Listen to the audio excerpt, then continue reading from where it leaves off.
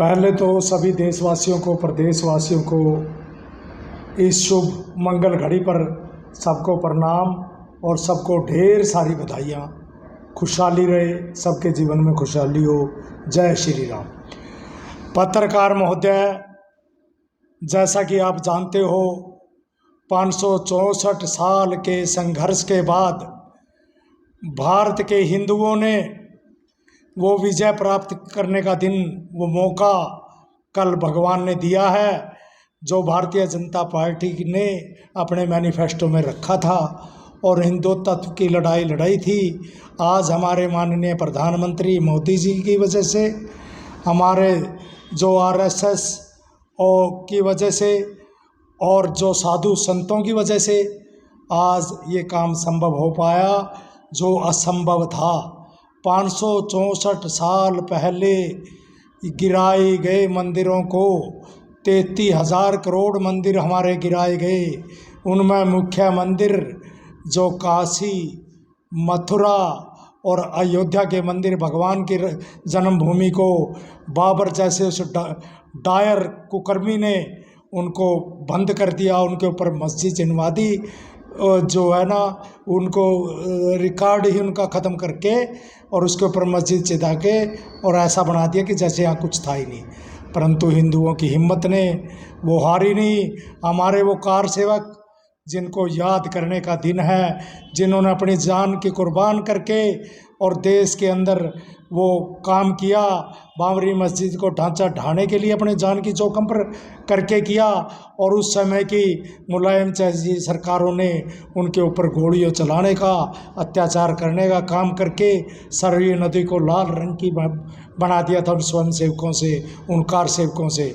आज उनके वो खुशी की लहर स्वर्ग में देख रहे हैं। जो गए हुए हैं बेचारे, जो यहाँ पर जीवित है, उनके लिए बड़ा सौभाग्य का दिन है। हमारे पूरी देश की जनता के लिए कल सौभाग्य का दिन है कि भी हमने अपने जीवन में ऐसा मौका देखने को मिला कि भगवान अपनी जन्मभूमि पर भव्य तरीके से दोबारा आनंदित होकर, पार्टी खुले दिल की, खुले मंच की, खुले स्वभाव की पार्टी है।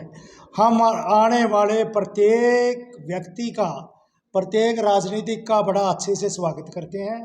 जो हमारे संगठन की भावनाओं को समझकर, हमारी बातों को समझकर भारतीय जनता पार्टी ज्वाइन करता है, उसको पूरा मान सम्मान दिया जाता है।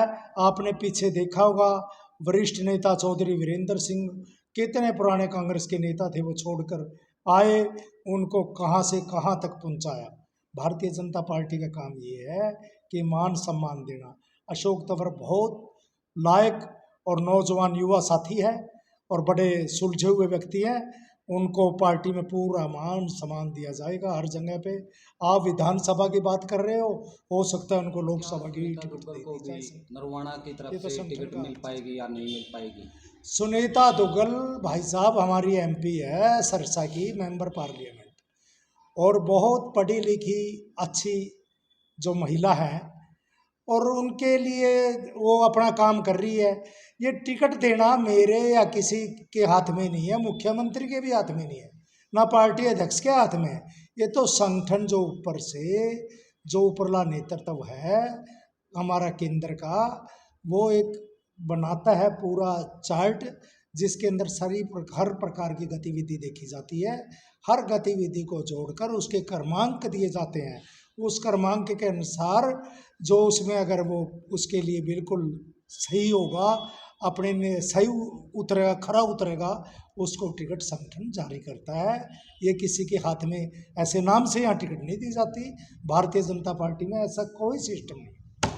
तो सर, एक और जो अभी राम मंदिर बना है, तो राम मंदिर पे कुछ विपक्ष पार्टियां बोल रही है कि बीजेपी पार्टी है वो राजनीतिक कर रही है। विपक्ष का तो काम बोलना ही होता है। उनको बेचारे, वो जाए तो जाए कहाँ, उनके पास तो कोई मुद्दा ही नहीं रहा। वो मुद्दा वहीन हो चुके हैं, वो भटक चुके हैं, क्योंकि जनता उनके साथ है नहीं। तो जिसके साथ जनता ही नहीं होगी, तो जन समर्थन नहीं होगा, तो वो क्या करेंगे? वो तो उल्टा सीधा ही बोलेंगे। बीजेपी के मैनिफेस्टो में था कि हम राम मंदिर बनाएंगे। वो मैनिफेस्टो में हमारे माननीय प्रधानमंत्री जी ने माननीय सुप्रीम कोर्ट के आदेश के बाद पूरे तरीके से कानूनी लड़ाई लड़ते हुए भारतीय जनता पार्टी ने उस कानूनी लड़ाई को जीता है। और मंदिर बनाने में भारतीय जनता पार्टी, हमारे माननीय प्रधानमंत्री जी, हमारे विश्व गुरु, हमारे सन्यासी लोग, हमारे कार्यकर्ता और कार सेवकों की मदद से ये मंदिर पूरा हुआ है, जनता के पैसे से। ये कोई सरकारी पैसे से नहीं हुआ। अब वो विपक्ष वाले कुछ भी बोलते रहे, उनका तो काम ही है, बेचारों के पास कोई मुद्दा ही नहीं।